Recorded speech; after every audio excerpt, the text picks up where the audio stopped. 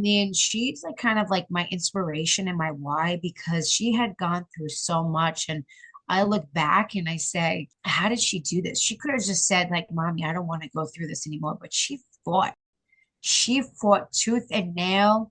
Every time she had to get chemo, she would say to the nurses, "What are you doing to me?" She was very inquisitive. She's like, "What are you doing to me? What are you doing? What kind of cancer, what kind of treatments are you giving me? Please don't push so hard." Like she was just that, spunky little girl who had so many, answers and questions. And now I know why when she wanted to grow up, she wanted to be a doctor.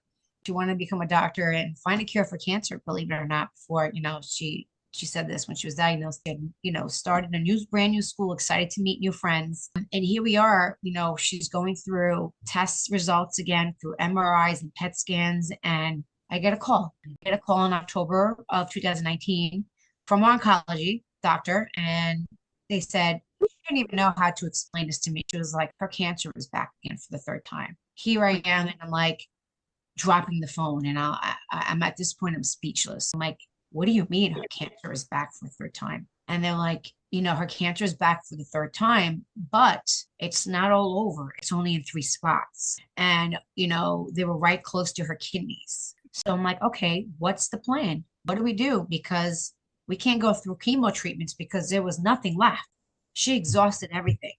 So they had a plan to do a couple of weeks of radiation. I would say it was about 8 to 9 weeks of radiation where she had to go every single day. It was 8 o'clock radiation where they had to radiate those three spots.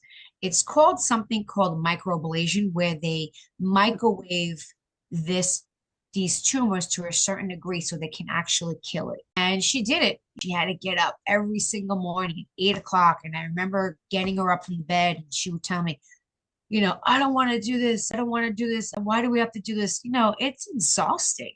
You have to remember, backtrack. We did just 2 years of treatments, intense treatments. Now she's got to do 8 to 12 weeks of radiation because her cancer is back for the third time.